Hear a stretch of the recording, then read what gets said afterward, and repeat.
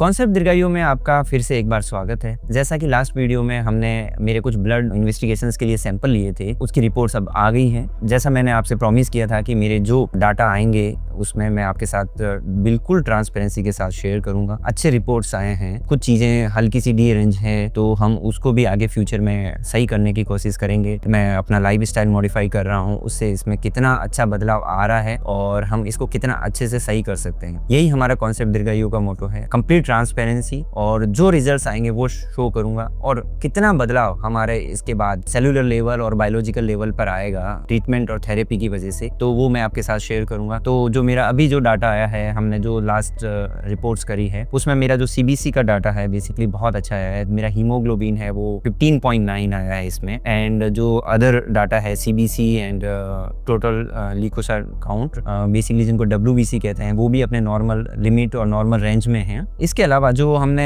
हमारे glucose monitor के लिए जो HbA1c टेस्ट किया था उसका रेंज है वो 5.7% आया है। एंड जो मैंने आपका कहा था कि ये बेसिकली नॉन डायबिटिक उसमें आता है। एंड जो मेरा एवरेज ग्लूकोज आया है वो 117 आया है इसमें, जो काफ़ी नॉर्मल और बहुत अच्छा है। एंड फास्टिंग ब्लड शुगर है वो 86 mg/dL आया है, ये भी बहुत परफेक्ट और एकदम नॉर्मल रेंज में है। इसके अलावा हमने जो टेस्ट किया था हमारा उसमें था लिपिड प्रोफाइल। लिपिड प्रोफाइल में बेसिकली हमने कोलेस्ट्रॉल मेजर किया था। कोलेस्ट्रॉल मेरा जो रेंज आया है 195 mg/dL जिसको कहते हैं, और ये नॉर्मल रेंज जो डिजायरेबल रेंज होती है वो अराउंड 200 होती है, उससे लोअर साइड है तो इट्स अ बेस्ट। एंड जो ट्राइग्लिसराइड लेवल है वो मेरा आया है 160 mg/dL। इसका रेंज अराउंड 150 के आसपास रहना चाहिए, बट इट्स प्रीटी कूल की कभी हल्का सा इतना वेरिएशंस रिपोर्ट्स में उसमें भी रहता है। जो मेन रहा है LDL कोलेस्ट्रॉल वो 113 mg/dL आया है, जिसका 100 के अंदर है तो बेस्ट है। तो हम हल्का सा इसको नेक्स्ट कुछ मंथ में इसको कोशिश करेंगे कि हम इसको ठीक कर पाएँ बहुत अच्छे से और नॉर्मल रेंज के अंदर लेके आएँ। वैसे ये नॉर्मल रेंज ही मानी जाती है, इतना सा बदलाव हल्का बदलाव आ सकता है इसमें, सो ये नॉर्मल रेंज के डिजायरेबल रिजल्ट्स में भी आता है। जो इसमें आपका HDL कोलेस्ट्रॉल है जिसको हाई डेंसिटी कोलेस्ट्रॉल बोलते हैं, ये मेरा जो आया है 50 आया है इसमें mg/dL, जिसकी रेंज अराउंड 40 to 60 के बीच में रहती है। ये बहुत अच्छा है और HDL ज़्यादा होना बॉडी के लिए और आपके कार्डियोवैस्कुलर हेल्थ के लिए बहुत इंपॉर्टेंट रोल प्ले करता है, जो आप इसलिए हेल्दी फैट खाना हमारे लिए बहुत जरूरी रहता है। हमने जो चेक किया था हमारा LFT लीवर फंक्शन टेस्ट, तो उसमें हमारा काफ़ी अच्छा रेंज रहा है। SGOT जो हमारा रहा है 48, जो नॉर्मल रेंज के बिल्कुल करीब है।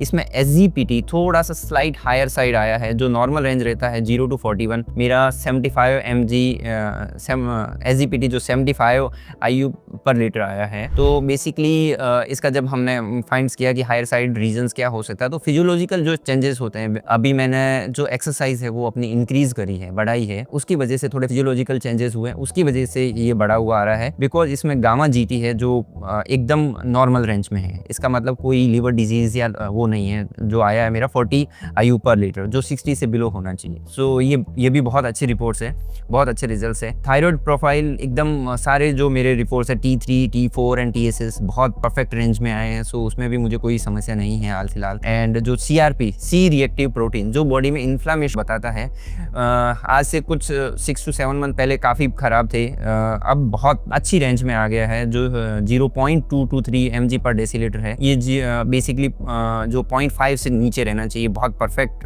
में आया है। अगर इसको mg/L में मैं करूँ तो 2.23 आया है। सो बेसिकली रेंज रहती है वो 0 to 5 के बीच में रहती है। तो ये जो CRP लेवल है वो भी बहुत परफेक्ट है इसमें। एंड कुछ और टेस्ट भी हमने किए थे, बेसिकली बेसिक्स जो किया था, iron and iron binding capacity and transferrin saturation, ये भी नॉर्मल रेंज के अंदर है। Kidney panel test complete normal range के अंदर सारे पैरामीटर्स आए हैं। तो इस बार जो हमारा टेस्ट रिजल्ट है बहुत अच्छा रहा है। और अभी हल्के जो चेंजेस आ रहे हैं वो जो फिजियोलॉजिकल या मेरी लाइफ स्टाइल में चेंजेस के कारण आ रहे हैं। मेरा एक ही है कि हर भारतीय को ये टेस्ट आपको हर 6 मंथ में या ईयरली एटलीस्ट एक बार करवाना चाहिए, जिससे हमें हमारा कार्डियोवैस्कुलर हेल्थ, आपका liver and kidney proper work कर रहा है नहीं कर रहा, वो आपको बता पाए। इसके अलावा हम कुछ एडवांस टेस्ट विटामिन से रिलेटेड और अदर टेस्ट है, जो बायोलॉजिकल क्लॉक टेस्ट है, वो हम लोग नेक्स्ट वीडियो में या नेक्स्ट में आगे परफॉर्म करेंगे और उसके जो डाटा आएंगे वो चेंजेस करेंगे। जो टेलोमियर्स की लेंथ है वो हम मेजर करेंगे फ्यूचर में, टेलोमियर्स की लेंथ कितनी इंक्रीज हो पा रही है या नहीं है। तो ये बहुत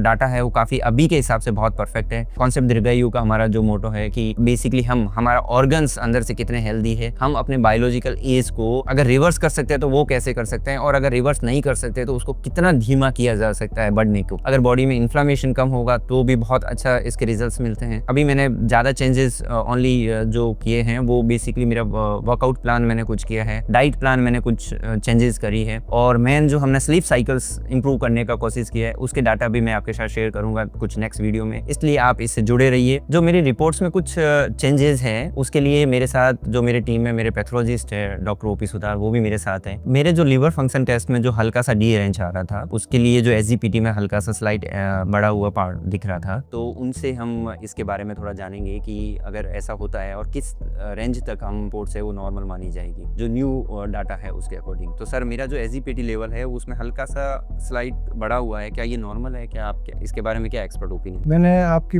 पूरी लीवर फंक्शन टेस्ट की प्रोफाइल देखी है, जिसमें एसजीओटी और एसजीपीटी स्लाइटली इंक्रीज है। एसजीओटी 48 है और एसजीपीटी 75 है, और आपका गामा जीटी है वो नॉर्मल रेंज में है। तो ये दोनों SGOT SGPT generally physical strength से इंक्रीज हो सकती है, जो नॉन पैथोलॉजिकल कंडीशन इसको मानते हैं, तो इतना तो हो सकता है। कॉन्सेप्ट दीर्घायु में जैसे मैंने शुरुआत में ही कहा था, हमारे पैनल में सारे डॉक्टर हैं जिसमें pathologist, radiologist, endocrinologist and gastroenterologist, जो जिनसे हम बीच में हमारे गट हेल्थ से रिलेटेड या रेडियोलॉजिकल चेंजेस अगर हमें कुछ जरूरत रहेगी तो हम उनसे एक्सपर्ट ओपिनियन रेगुलर लेते रहेंगे। ये पूरी जर्नी है वो एक्सपर्ट्स और इनके ओपिनियन के साथ ही चलेगी। जो डॉक्टर्स और हमारे पैनल जो हमें सजेस्ट करेंगे हम उसी के अकॉर्डिंग इसमें काम करेंगे। आप कॉन्सेप्ट दीर्घायु से जुड़े रहिए, हम मिलते हैं नेक्स्ट वीडियो के साथ। Thank you so much.